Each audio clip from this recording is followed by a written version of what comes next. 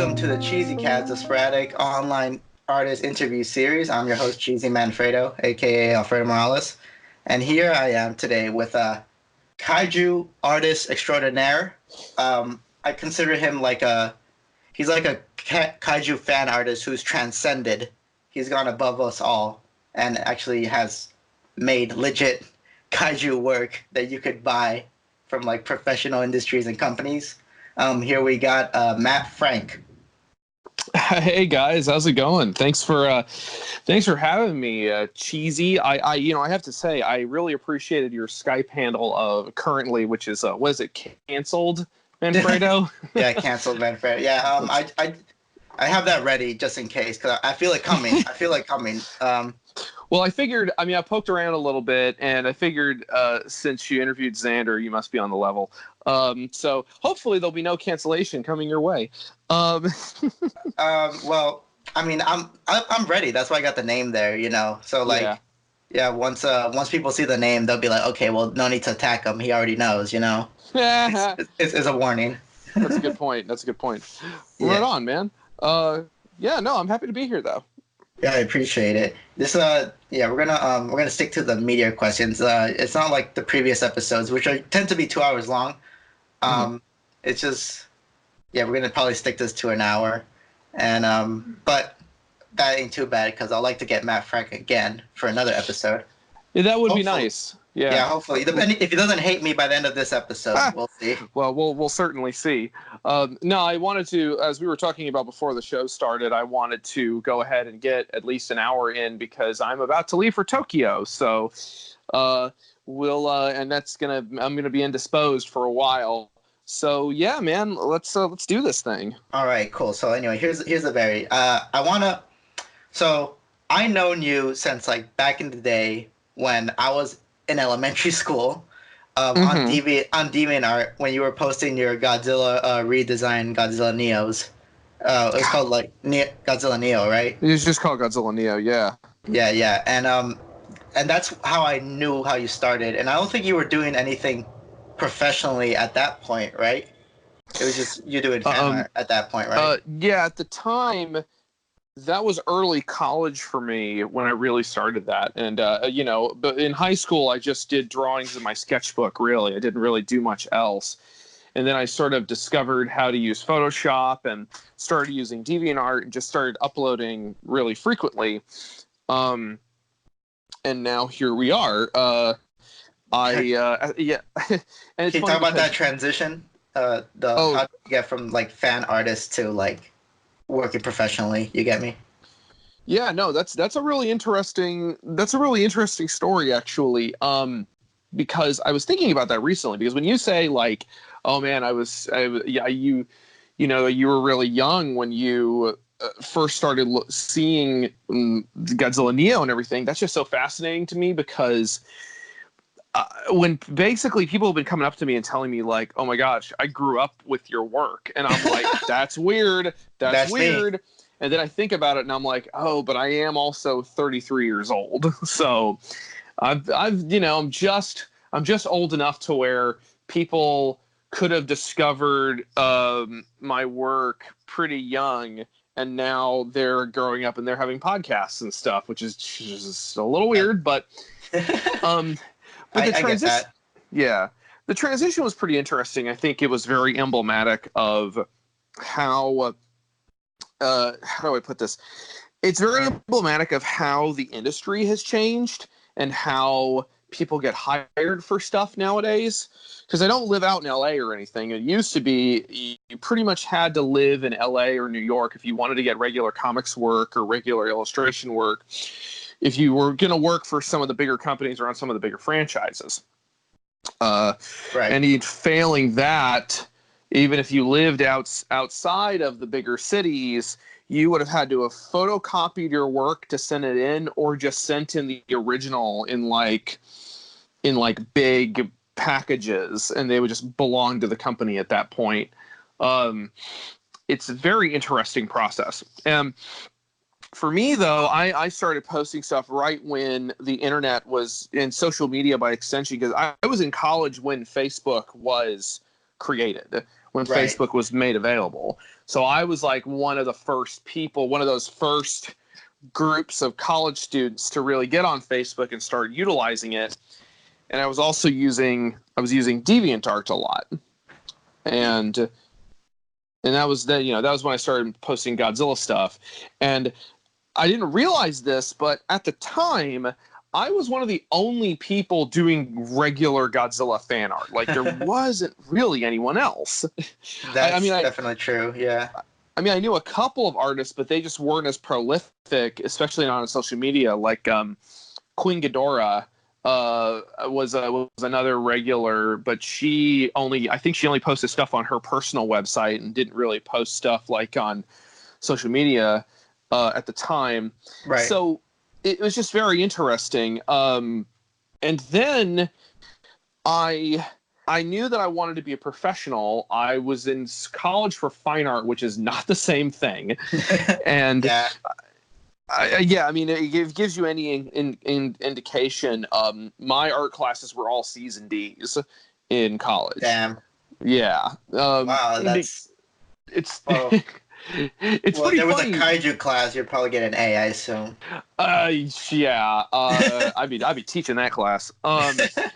That is the thing that was like, fine art and illustration, they're so different. I've often compared it to the difference between being a carpenter and being an architect. Not to say there's there's no one-to-one correlation, but basically they're two different skill sets that people kind of assume are very similar. Right. But anyway, when it came to like actually getting work, the first thing I knew was, okay, well, I'm probably not going to get any Godzilla jobs because the franchise was kind of dead at the time. That was in the 2005 to 2004 to 2014. That whole space, the franchise is more or less dead. Right. Or is in deep hibernation. I mean, every now and then you did something like Godzilla Unleashed would come out for the Wii, or, then eventually IDW started doing their stuff. But before that, I knew it was like, well, I need to expand my repertoire and I need to start trying to get other jobs on other stuff. I was a big Transformers fan, so I reached out to IDW to try to get work with them, and they were very kind to give me a shot. And nice. Yeah, and it really was all good timing, because a lot of it is the thing to remember about transitioning into professional work is you do need to treat it like a job, and you need to treat it like an interview. You need to be friendly. You need to never assume anything just because you think you're. Can we curse on this podcast? Yeah, go ahead. Just because you think you're hot shit on fur affinity doesn't mean that that doesn't mean anything. Like, oftentimes it's not even about your skill level. Like, there's a lot of hard agree. Yeah, I mean, there's a lot of art. I mean, there's a lot of really good artists who are, getting regular work, but there's a lot of really good artists who don't get regular work, and it really is about who you know, who you connect with, the people you talk to, the emails you send out, and because it used to be, you had to go do a portfolio interview, like a job interview. You had to take your big old folder filled with art, find a Comic-Con where some editor was giving a portfolio review, and hope that your work was good enough to get their attention, because these guys see like hundreds of artists every day, and you've really got to stand out. And the way I stood out was because with Transformers, again, they just needed bodies to throw at a project. And because there were a couple of projects coming up where it's like, well, we need this last minute thing. Matt's available. So, so that was how, because I did that Beast Wars source book, and I did a couple other little on and off Transformers gigs. Right. And then eventually they got the license for Godzilla a couple of years later. And at the time... And you did Rulers of Earth, right? At that time? Rulers of Earth was one of the last projects I did. The first one I did was covers for Godzilla Kingdom of Monsters. And... Okay, I remember those. Yeah, because that's typically how it works. It's like, when you first start getting them, I mean, you basically have to be a breakout gigantic smash hit of an artist to like get for your first job, get like covers and interiors and stuff. Like you got to be really something special.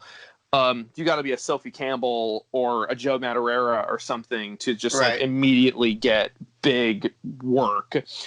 It generally, it starts off small. You do fill-in stuff, you do inking for other artists, you do colors, or you do like character illustrations for like a fill-in job. And then, you know, when you start getting the bigger stuff, like you start getting covers and interiors and things like that, you know, then you can put on your big boy pants and start strutting around like you own the place. Just kidding. Don't do that. But that's the long and well, the you short can of do it. that. I feel like you're at that point. You can do that now. Well, you've been granted that privilege.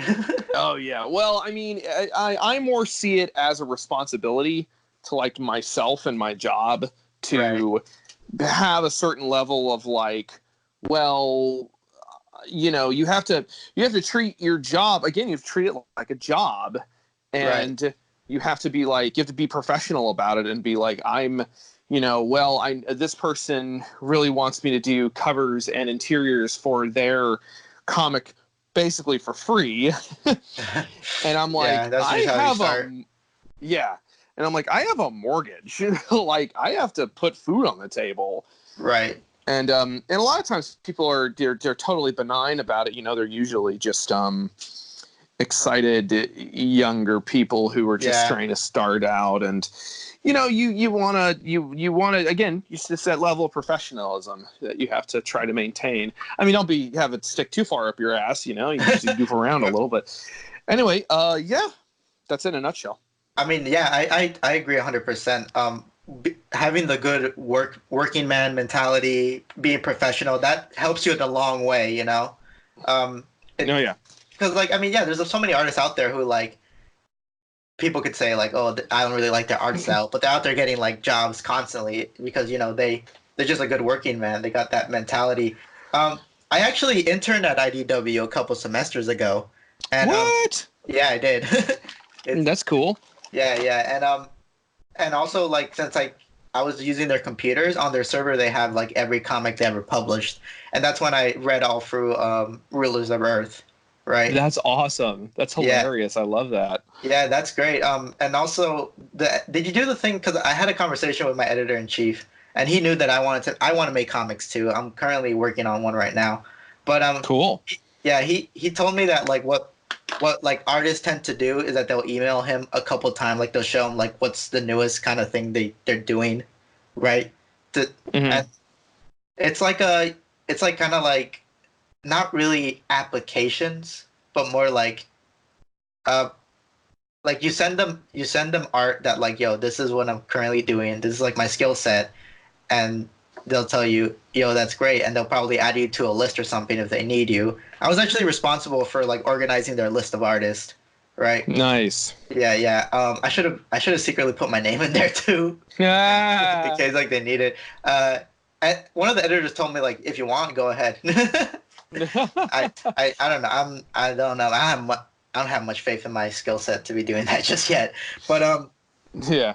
If you're gonna put up, it's like you better put up or shut up. Basically, it's like if you're gonna put yourself in a situation or essentially give yourself a job, you better be pretty confident that you can deliver on it, or be prepared to like throw down basically and be like, all right, I don't know if I can do this, but I'm gonna damn well try. Right, I agree. You said you hit up like IDW. Were you doing that too, or you were like just sending them art? Like you were like, hey, my name's Matt Frank. I do a lot of like kaijus, a lot of giant monsters. See if I have any openings for like Transformers art. Did you do something like that?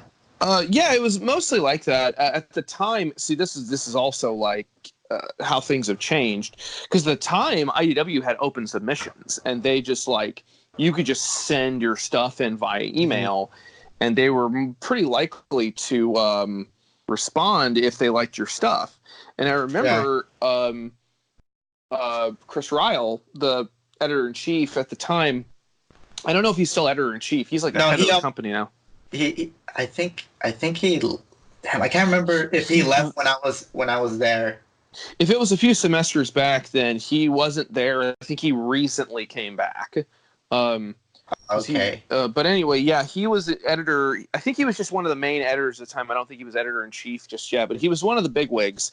And I did email. I sent to the main email. I'm like, my name is Matt Frank. I'm just starting out. I don't have a whole lot of publishing credits to my name, but here's my work. I see you guys are publishing Transformers. I'm a big fan of Transformers, yada, yada, yada. And I didn't really lead with the kaiju stuff. Like, at the time, I was definitely. I was trying to diversify. And I'm like, I'm just looking for work and just looking for publishing credits. And Chris responded, and he was like, oh, yeah, we actually are in need of some bodies, essentially, for this Beast Wars thing.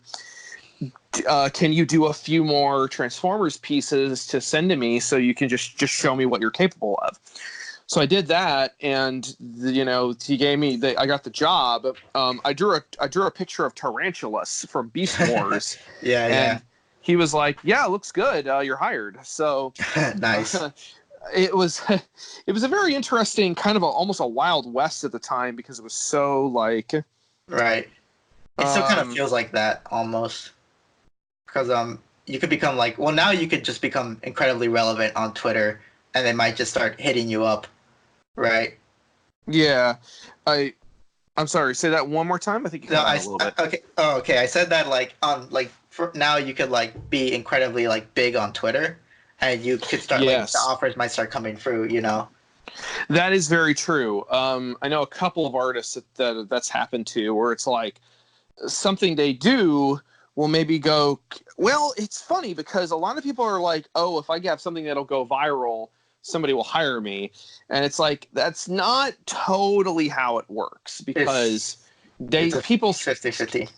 It's a little bit 50-50. Like, people still have to talk to you. They still have to, again, it's that professionalism. It's that you have to be good at what you do, but you've also got to be competent at what you do. Like, because a lot of people it's so interesting how many people I see these really talented artists on RIP Tumblr.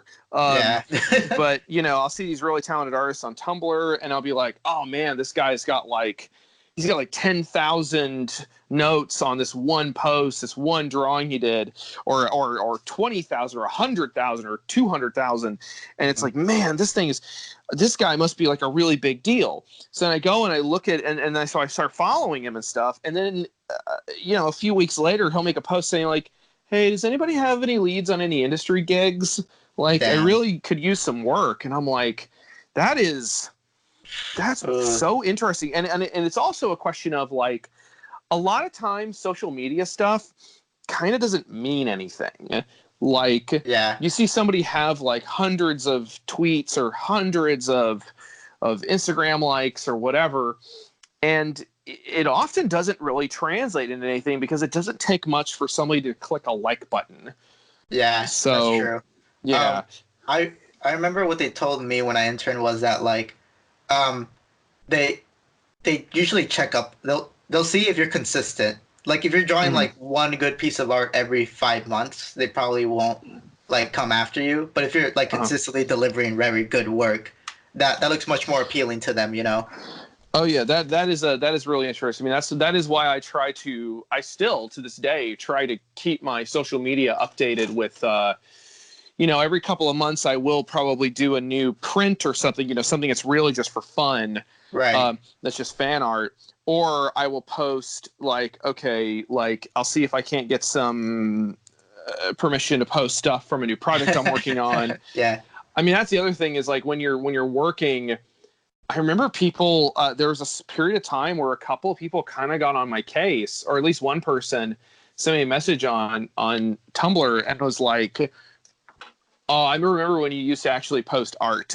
Damn. And I'm like, what the hell? I'm like, I'm sorry, am I Ego Raptor here? Are you mad that I'm not animating anymore?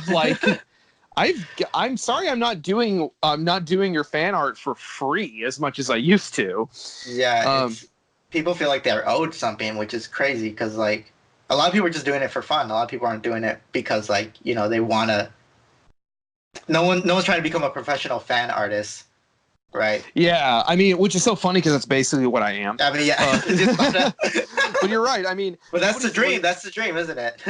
It is. It is. I mean, it's like it's very fortunate I've been able to parlay these weird obsessions I have with Japanese pop culture into steady gigs. You're not alone, brother. I'm out here too, like that. Yeah, totally. But yeah, that is the long and the short of it. All right, I feel you. All right, so it's time to get into the beef. It's time to get into the real drama. Okay, so potatoes. Yeah. So I read Rulers of Earth. Mm-hmm. I'm gonna be honest with you. I liked the kaiju fights. That was about it. I wasn't really a big fan of everything else.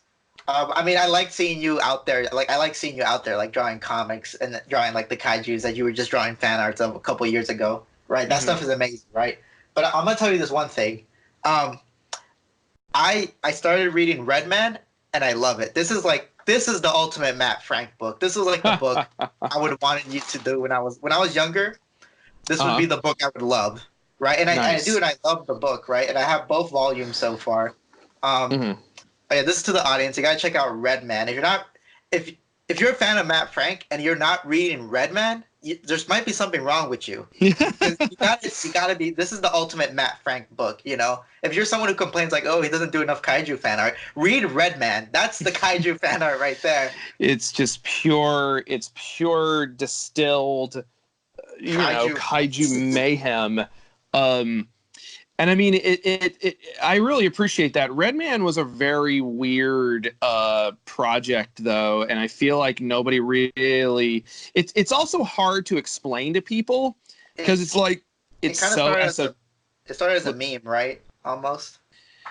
Kind of. Redman actually originally was this Japanese superhero from 1973 that they used to make these 2 to 3 minute shorts of Redman. It's the same company that created Ultraman. Yeah.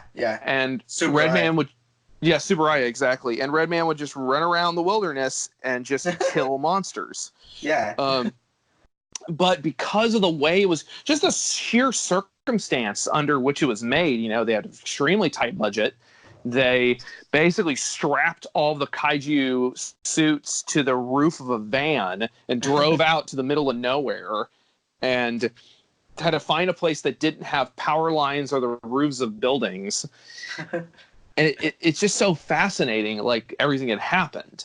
And so I was then asked to basically conceptualize it from the ground up into an actual story. I had to find the story here. I mean, I love the story. It's very I don't want to give too much spoilers to the audience who haven't read Redman, but it's very Twilight Zone. It feels like a Twilight Zone with kaijus almost. That's a very interesting comparison because, the Ultra series really started with Ultra Q. Yeah, Ultra Q. Ultra Q was like a Twilight Zone kind of thing, right? Exactly. And like, it's a very, I would actually, my main inspiration for Redman, aside from the show itself, was I'd actually seen a couple of episodes of Twin Peaks. And yeah. Perfect. I know. And that show is so weird and obtuse. Right. And that's what I liked about it, was that it was so like, there was clearly something was going on, and the only people who really knew were David Lynch and the other writer whose name I can't remember, but basically the showrunners were the only ones who really knew what was going on. Right. And the audience was only getting like bits and pieces of the full story. That'd be really cool to add to the book. If David Lynch made a kaiju movie, I'll see if I can't get a pull quote for that. You gotta send a copy to David Lynch to see if he'll be into it. It's hard to guess like, that guy's. What the hell is this crap? I mean, he might be. He's a weird kind of guy. He shows up in weird places. Yeah, I agree. I mean, I've only really recently been digesting his work, but it has been pretty influential, especially on Redman for me. For Rulers, I really go back and I look at Rulers, and there's a lot of stuff in it that I'm very proud of.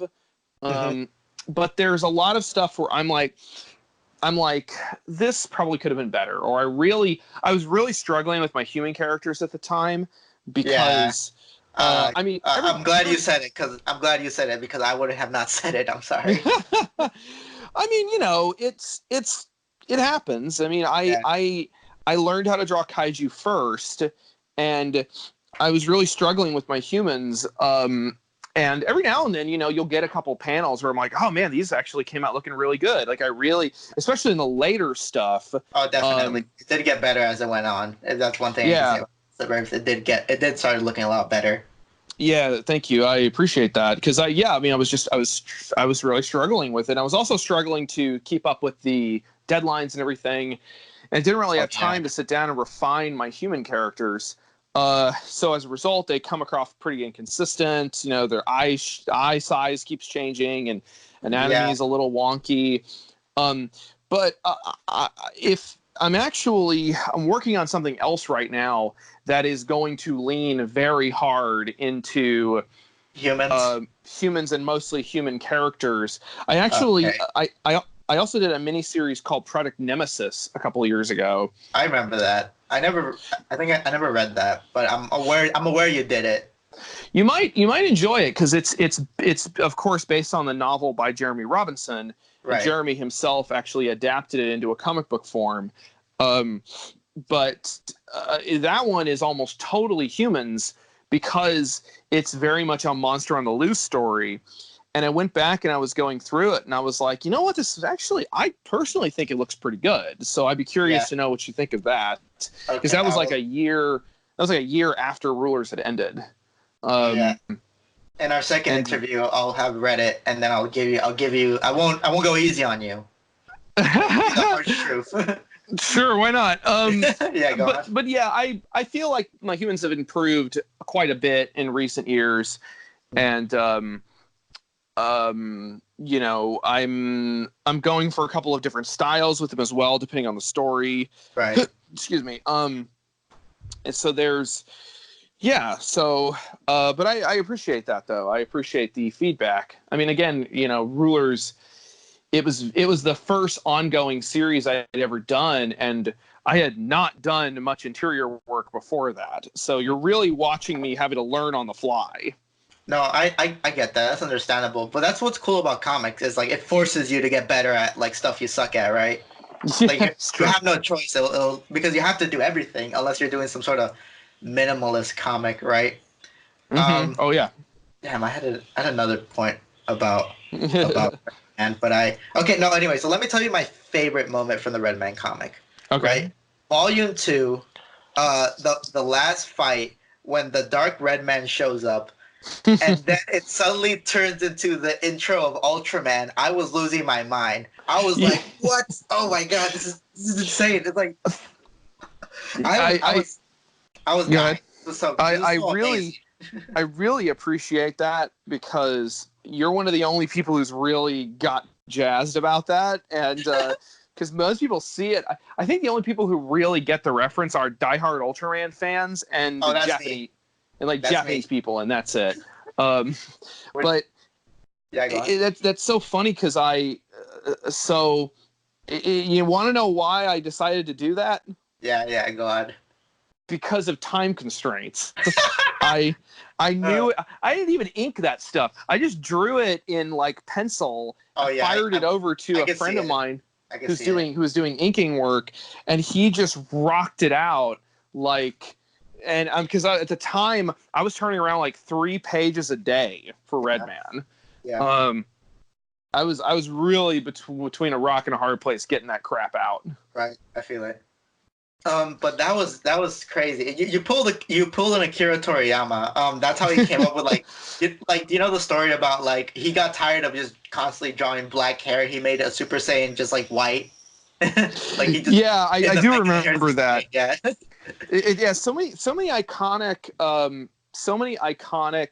either comic things or movie things or TV show, just stuff that's now in our lexicon. Right. It was born totally out of necessity. Like just usually, Toriyama doesn't want to doesn't want to draw the black hair, or you know, Mario's gloves are white so they could stand out from the pixel artwork because you couldn't really notice his hands unless they were white like gloves, you know? Oh yeah, yeah. It's so interesting, and you know, like, and with Redman, so many of the choices I make in Redman that are all these artsy fartsy choices, Yeah. they're totally born out of like, all right, it's 3 a.m. I have to get this page done. So, and with Redman, I had a lot of leeway to kind of play with that sort of thing. Right. And it's been a really interesting learning experience. So, yeah, I appreciate you pointing that out. And I also thought, like, I was like, okay, I'll do the totally in silhouette because I wanted it to also be a little bit confusing for the reader as to who was winning. Oh, I mean, that's genius. That was like, I noticed that too, and I was like, man, Frank, like out here, making my brain bigger by making me think more about these kaiju fights.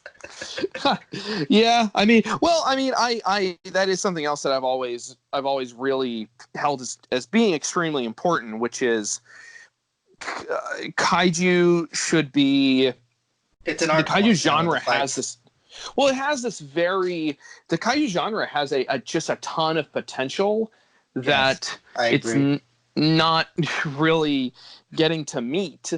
Right. And I feel like that you've really got to look to the indie stuff because, you know, King of the Monsters is fun, but I wouldn't call it a good film. Yeah. And it's an okay. So all my friends came up to me and told me, "Wow, that was trash," and I told them it's like an okay Godzilla movie. If you look at all the Godzilla movies, it's like an okay Godzilla movie. Yeah, it's a very mid-tier Godzilla film from its story and its ideas, but I mean, presentation-wise, I actually think there's a lot to like about it. I love King Ghidorah in that movie. I love the way he moved. We never seen a Ghidorah move like that before, and that was really cool. Oh yeah, Ghidorah has always been so monolithic and so like imposing. Right, and here they gave him personality. They gave the heads personalities. Yeah, there's a lot of really clever stuff in the movie, but you know, if you want some really interesting kaiju stuff, you've got to like dig for it. You've got to look at like indie books like Kaiju Max, or you've got to look. What's another one you got to look for? You've got to look. Oh wait, that was Half a Century War. Half a Century War. Oh, Half Century War. Half Century War is really good, and it's got some good ideas in it. But again, it's kind of broad strokes in a lot of the ways it handles stuff.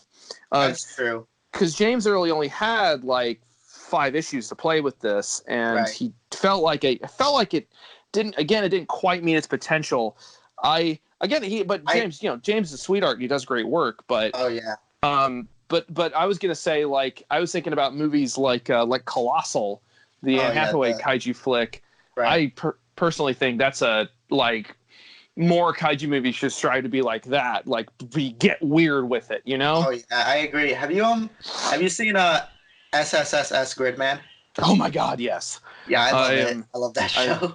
It's so good, and that is a show that's like another example of like, oh man, here's something really interesting we can do with the genre, and really get weird with it and get unique with it. Right. But yeah, that's that's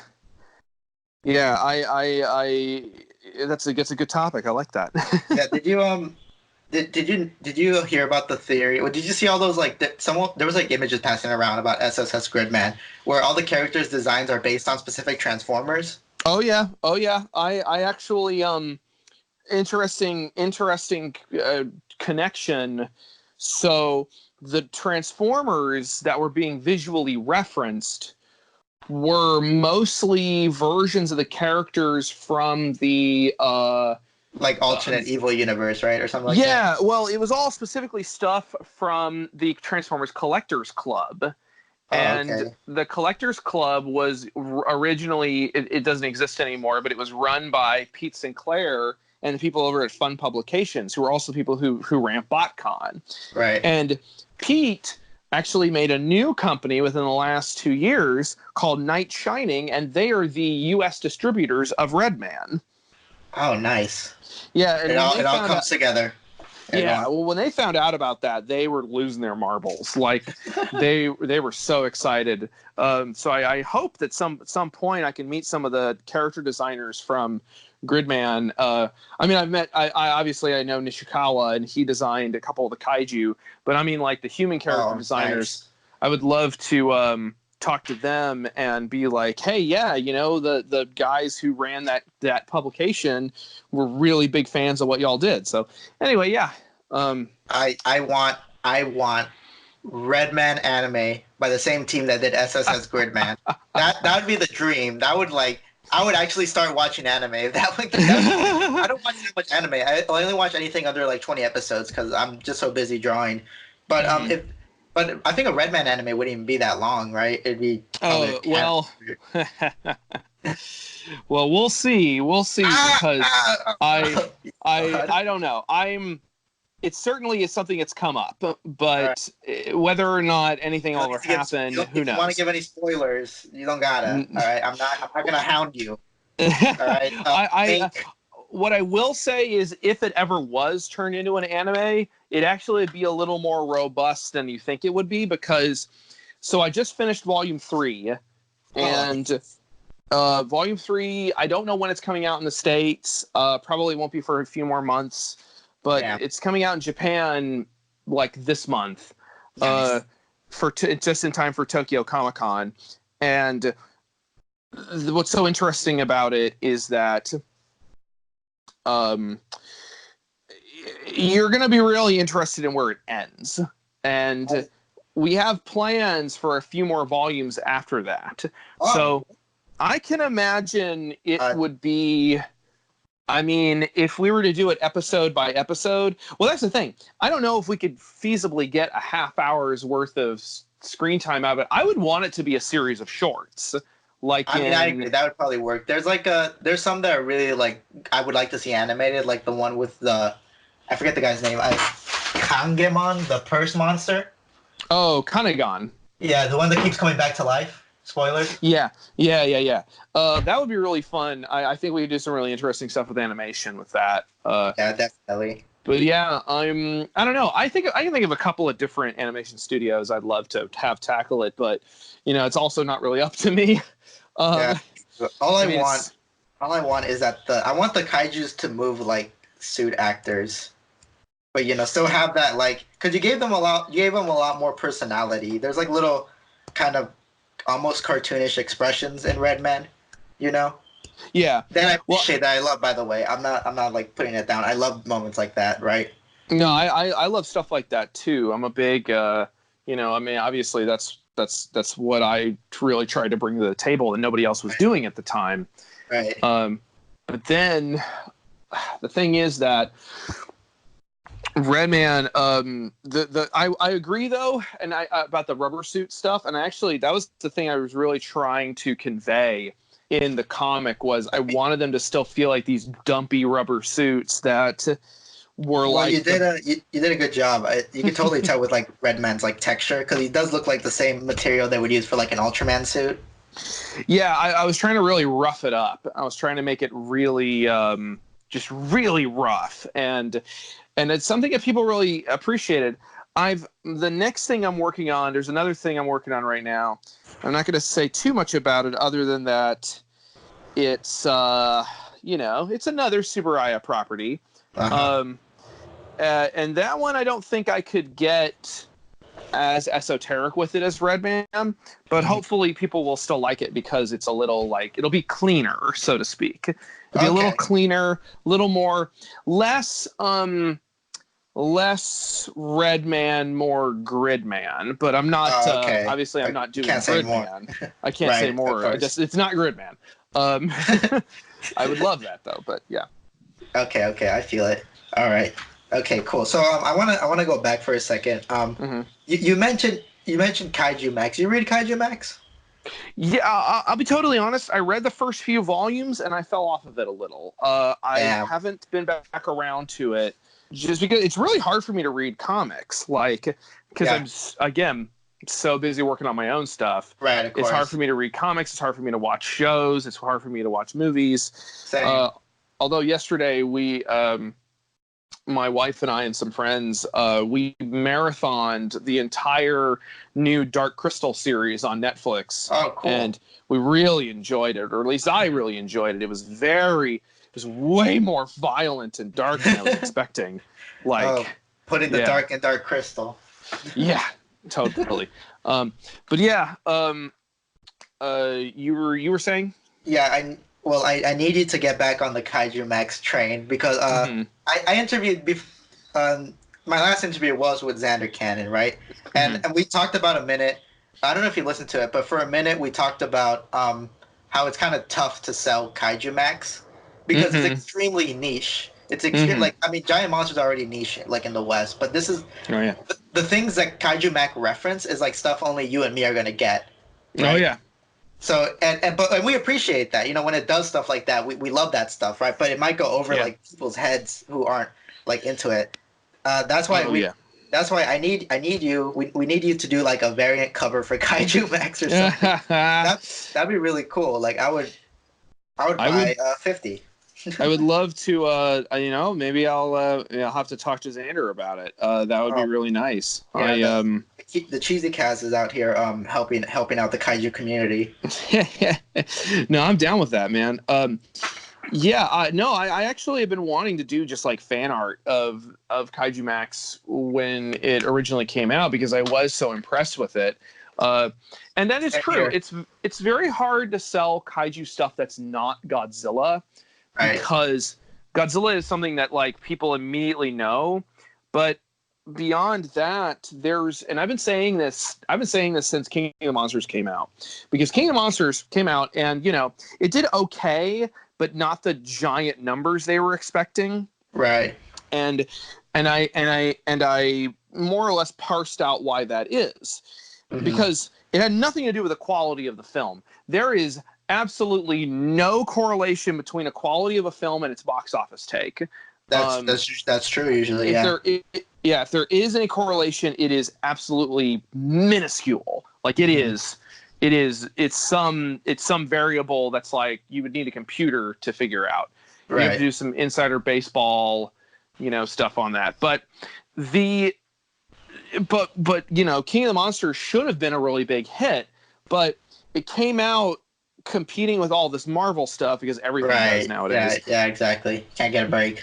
Yeah, and then on top of that, there's no kaiju culture. There's no monster culture in the West. That's true. Monsters are not characters in American and Western cinema. They're just obstacles to be overcome. Like I took a friend. That's like the Western perspective about monsters. Like you see that with the original Gojira and Godzilla King of the Monsters. You can see how they portray Godzilla. Like in the West, it's like an obstacle to overcome, but in Japan, it's like a metaphor for natural disaster. It's like a force of nature. Yeah. I mean, it's very interesting because I recently watched both those versions, and the American version maintains a pretty respectable tone, but again, there's no sense of tragedy with Godzilla himself.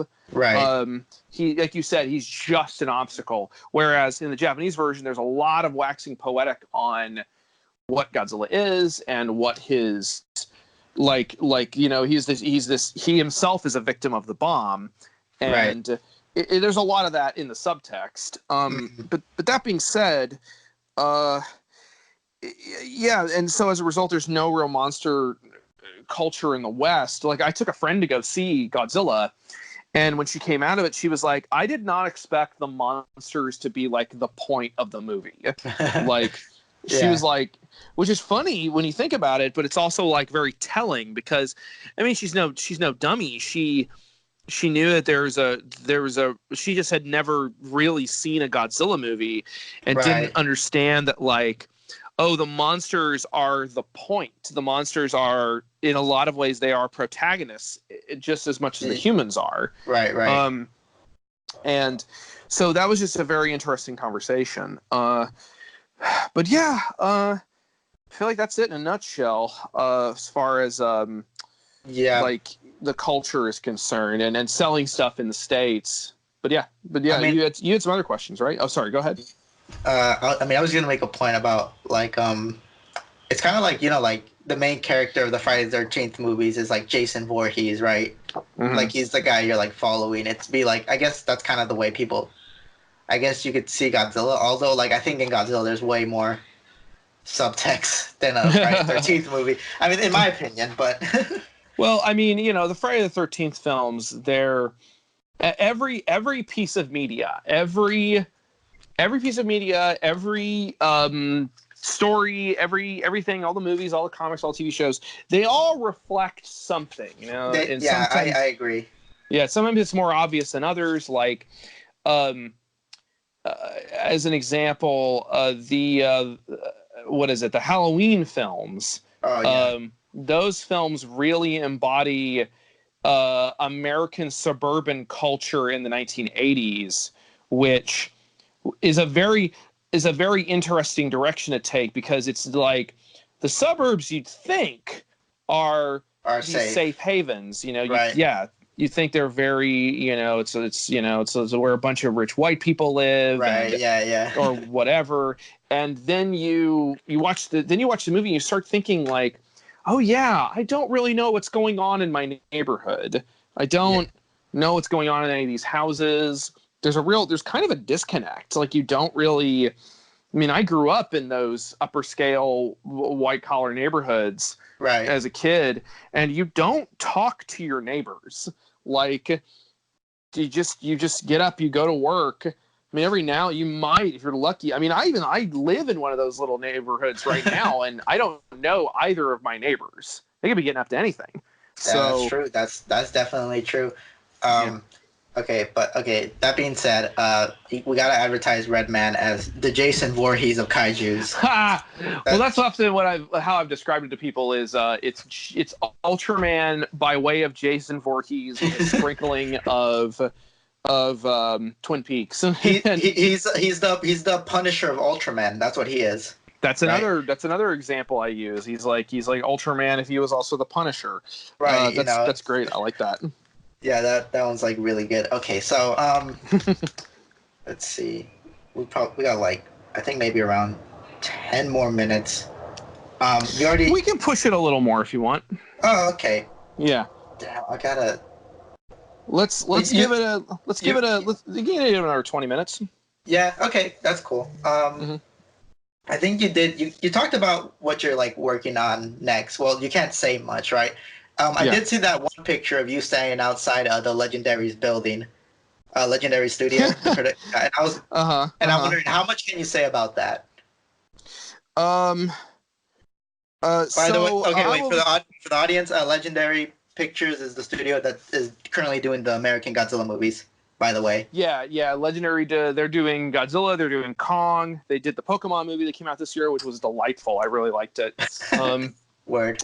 But so to be totally honest, there wasn't anything like it's no real big secret. I really just went for a meet and greet because I've got a friend who knows people there, and so we just had a nice little chat. I just hung out for a little bit. I talked to some of the people who work there and stuff, and it was just nice, I showed some folks my art, and they were very complimentary. It's hard because comic book artists don't tend to get hired for movies these days. Unless you're doing like storyboards, right? Yeah, and even then, like it's still like just storyboard artists. Right, that's true. And you're not really the storyboard guy. You're the kaiju guy, really, when you get down to it. I've been studying how to make what's the word I'm looking for? I mean, it's all sequential art, right? And storyboarding really isn't that different from comic books. It's actually very similar. You have to know how to frame a shot. You have to know how to line up a shot. You have to know how to interpret edits and things like that. And I'm not saying that it's something that I couldn't slide into if I need to. In fact, I've actually done storyboards for friends of mine for their short films and stuff. Oh hell yeah! But so it's not that far. It's just you if you're going to be a storyboard artist, typically, especially for films, you have to kind of be there You have to you have to be in the area to be available. You can't just email your stuff in because you have to be able to coordinate on stuff. You have to be able to be in like pitch meetings and things like that. Right.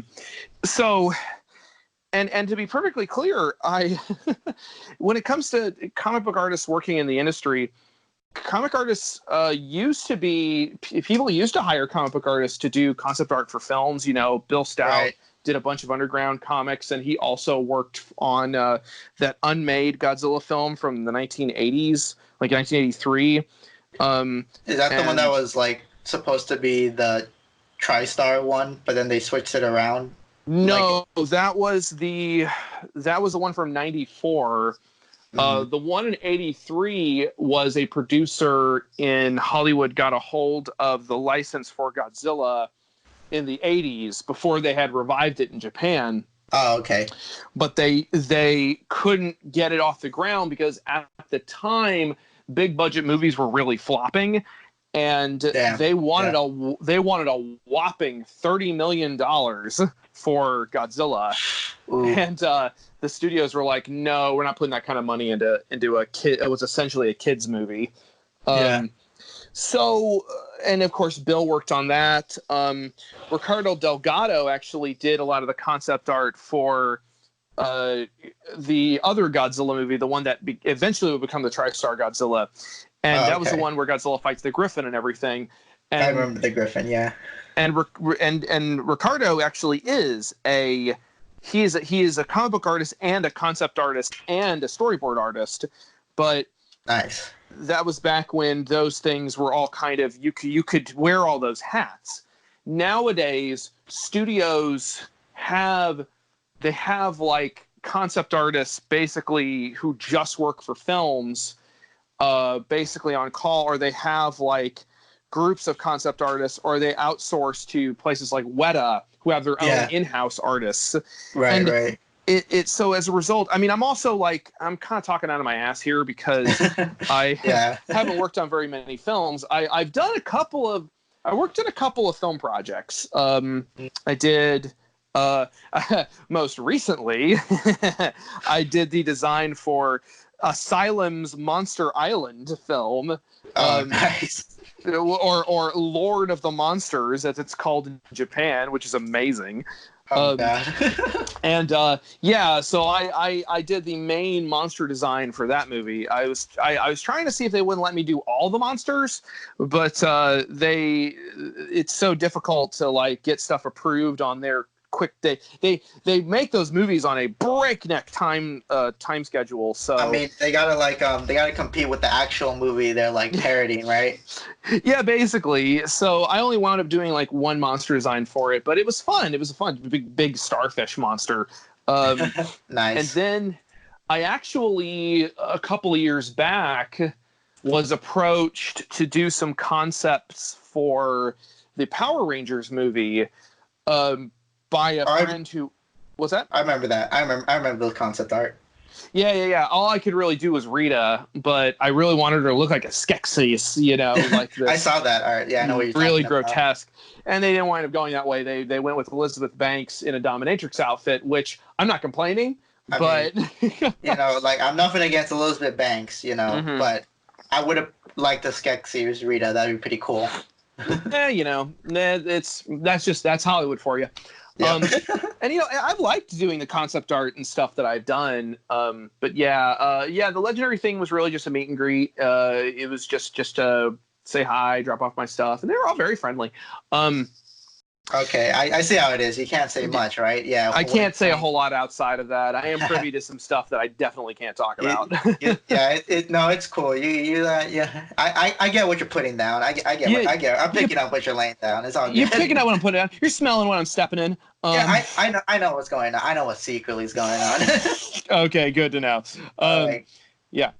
Okay, so I guess since we have a little bit more time, there was one thing I wanted to bring up that I was gonna originally not, but I think might as well. How I first found out about you. So you're aware that I've been a fan since elementary school, but how I first found about you. Okay, this is going way back. But do you remember the webcomic Twisted Kaiju Theater? Oh boy, Sean's joint. Yep. Yeah. Sean's a personal friend. Yeah, I don't Yeah. know. I don't know what that guy's up to nowadays. I'm not He sure. still does his stuff. He's a father now, Well, so I'm aware. I remember when that happened. Yeah. yeah. But yeah, But go ahead. yeah, I was underage. I wasn't supposed to be reading that webcomic, but I No, did you anyway. weren't. Yeah, I did anyway because no one was stopping me, and Yeah. he would have your artwork sometimes on between kind of like hiatuses and stuff, and I'm like, Mhm. oh, I like this guy's art, and I would check it out, and that's how I just first found out about you. That's really Uh, funny. yeah. Do you remember the Twisted Kaiju days? Oh yes, I was a big fan of the site, and I remembered I actually designed. I designed two K girls. I designed two kaiju Yeah, I girls. remember the K girls. Yeah. Yeah, I did. What was her name? Barney, the Varan girl. Okay, Um, yeah, I remember that one yeah, and I also did. Oh, was her name Lucky or was it Krista? It was the Crystallock girl. from the Um, Godzilla Unleash. yeah, and I had a Magmau, an Obsidious girl planned as well, but I got busy and I wasn't able to finish her. But yeah, those were fun days. It was a time and a place kind of thing. Mhm. Yeah, Well, it's so yeah. like the Wild West when it came to the internet, and Oh there yeah, wasn't all. definitely. Yeah, you couldn't get away with stuff like you can now. Well, like I mean, you could still probably do something like a K girls now, but the thing is, like, you're gonna get like a lot of flack, from Yeah, like, yeah.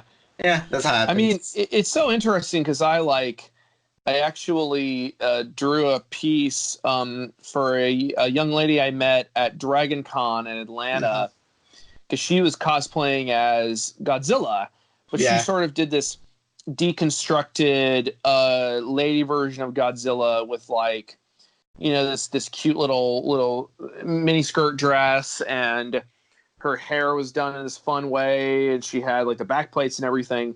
And so I Cool. drew a picture of her, and for the most part, people really liked it. Oh, But I I got remember a that. couple, Actually, I know what picture you're talking about. Yeah, I saw yeah, that one. for the most part, people really liked it. But I got a couple people who were like, "Ugh, no, don't do that." And I'm like, Oh, "Okay, God, those people are. all right." What's that? Oh man, I'm just thinking about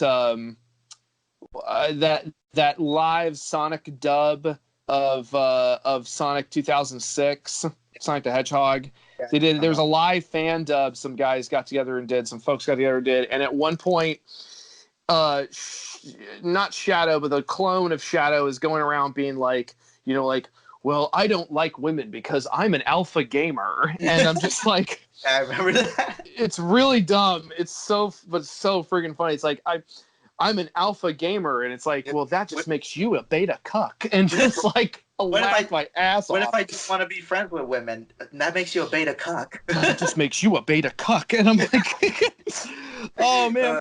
And Yeah, I you have remember to really wonder like where people's heads are when it comes to like the stuff that they don't like, and it's like, that. why do you really not like this? It's But anyway, sorry to Twitter get off crap yeah, topic. Twitter's this weird like kind of social experiment where everyone's like consciousness is like fighting each other, right? Yeah, But that's an interesting idea for a comic. Like everyone's consciousness is in a constant war with one another. I mean that's happening right now, and a lot of people I feel like a lot of people say like, oh, more people love to complain nowadays. Well, actually, like, people have always been complaining. It's just that they never had like kind of a vehicle to complain to, and now that the internet has an easier access to everybody, it seems like it's louder when really it's probably always been at that same level. Oh yeah. I've often said, especially recently, you'd be surprised how many people there are in the world. Hmm. Like, because you see something that has like, something that has, oh, this has 10,000 likes, or this has a million likes. Hmm. And then you'll be talking to someone and they will have like just even on the internet or in real life or wherever, and they'll have no idea what you're talking about. I mean, that's Like, true. Yeah. Twitter, social media sometimes gives the illusion that something might be incredibly popular and everyone's talking about it. But then you talk to like a circle of friends and they'll be like, "What? What are you talking about?" You know? yeah, that's very interesting because I Oh man, I had something for this. Oh yeah, I found out recently that it wasn't recent, but I remember when I found out that the reason why YouTube is so like crappy towards a lot of the content creators, like they won't really go to bat for them or help protect them in fair use violations or whatever. Yeah. And the reason is because YouTube, like the amount of stuff that they create, the amount of content they create, all those gamers and animators and people who make that stuff, they only account for like a fraction of their traffic. Yeah, like the real money is in the more kid-related content, or those weird like Indian channels that make like the computer-generated animated videos. Well, I mean, well, what it is, it's viral stuff. Right. It's stuff that goes viral and stuff that people pay for. Like, you know, Jimmy Fallon's YouTube page probably doesn't get that many hits, but he's paying for it. So right. YouTube is going to give him preference. Like, who's that YouTuber? He's that voice actor guy who he does all those. He's that Korean kid who's I know something about ProZD or something. Yeah, that's his name. Yeah, I really like him, but he I like the bit he did about he's on trending again, and this other guy, he plays the other guy going, "Get him off of there! That spot belongs to Jimmy Fallon." So good. I remember that one. Yeah, that was really great. Okay. Yeah, I was gonna say we've been on that for a little bit. Okay. Let's see how long this question goes for, and if it goes for a little bit longer, that'll be the last one. But if it doesn't, we'll get one more question in. But anyway, here. All right. So you're a fan of comics, right? Like you read comics, but I at the end of every podcast, I always like to kind of give the audience a little something that they themselves could like read. Besides Redman, besides Ruler of Earth, what is a comic that you always wanted to recommend to someone? Right, here's your chance to recommend it to an audience. What's a comic you wish more people would read, or you think is really good and deserves more people reading it? Let me look at my floor real quick because I have piles of comics. Same here. Well, it's not going to be any one because I can't like just prop any one thing up over everything else. Okay, so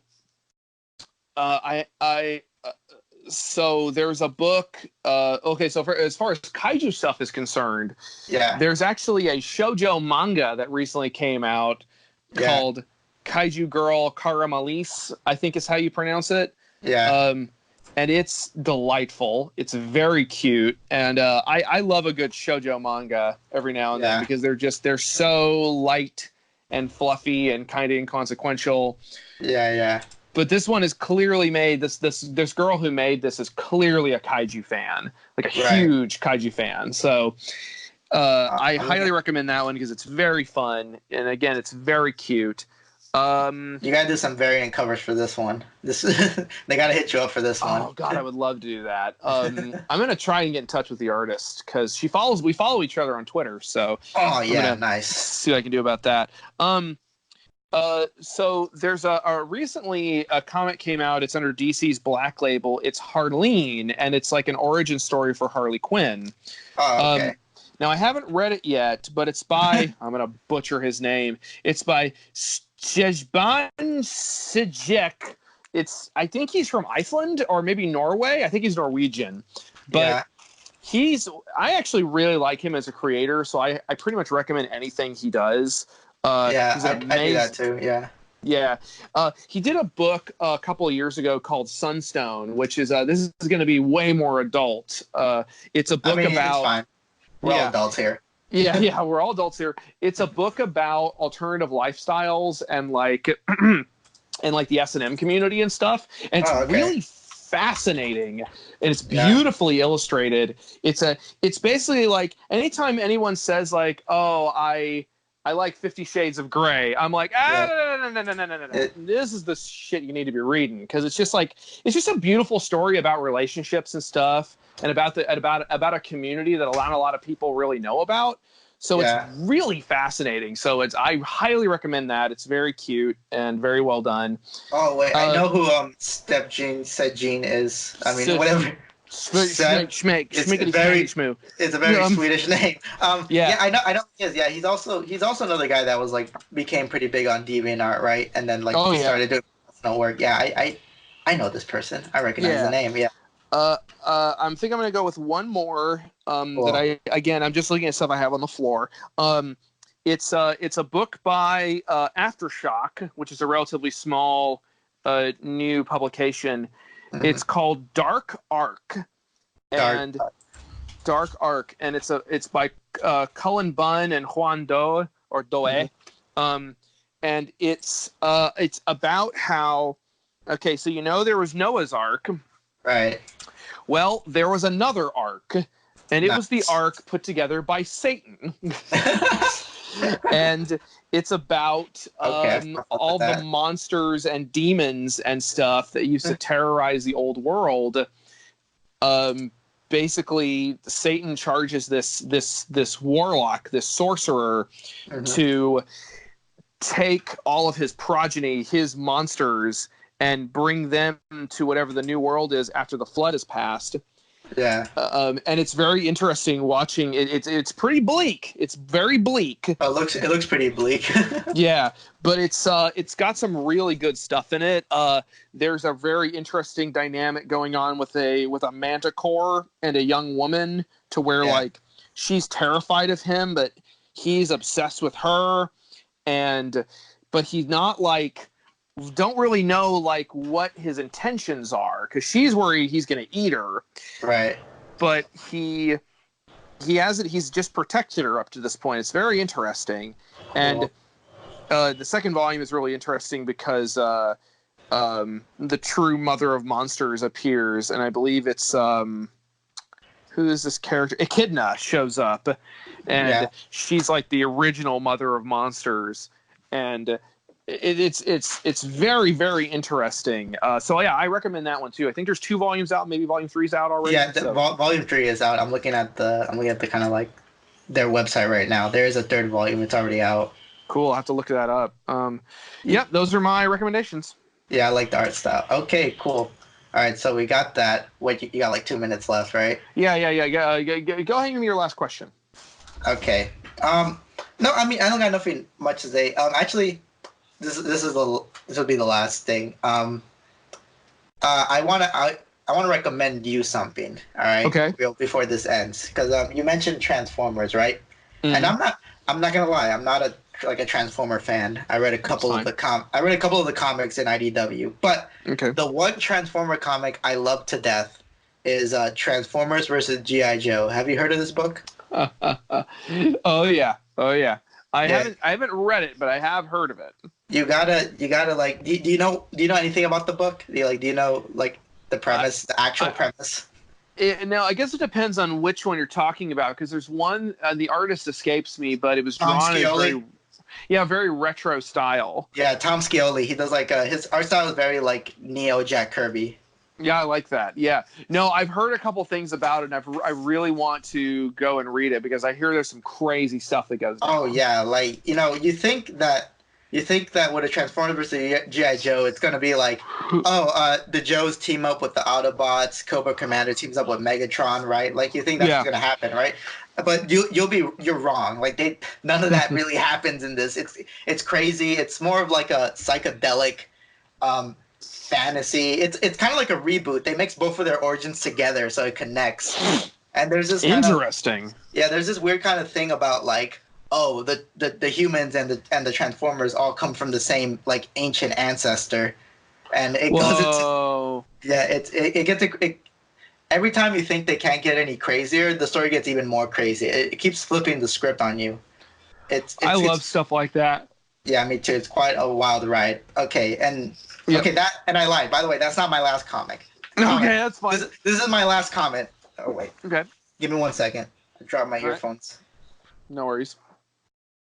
Okay, so anyway, I mentioned in Redman how I love the silhouette fight at the end of Volume 2, right? Uh-huh. Okay, so And to me, that's like the best moment. All right. So, and you already got Volume 3 done. I have set a very high standard for the comic now, and I'm hoping that Volume 3 could overcome that high standard I set. I hope it does too. We introduce a lot of really interesting elements into it. There's another major character that appears that is almost as important to the story as Redman is himself. Nice. And then there's a pretty major sequence of events that happens that like oh shoot, sorry, it's That's fine. catching up with me. I was up late. I'm very curious to see what people think of it. Okay, and if it sucks, I'll be the first one to tell you. Don't worry. Cool. What's the other thing?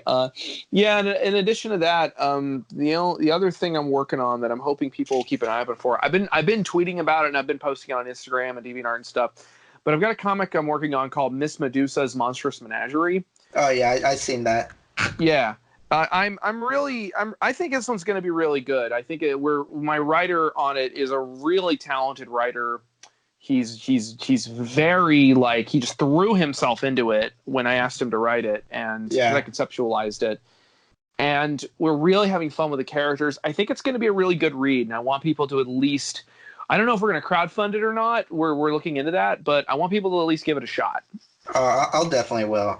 I'll give it a shot, bro. If you're the one drawing it, yeah, I'll be first in line. Come on. Oh, I appreciate that. Thank you. Right on, man. Okay, so anyway, okay, so Volume 3 of Redman, that's gonna come out in a couple of months. If you haven't read Volume 1 or 2, you should. This is for the audience. You got to read that.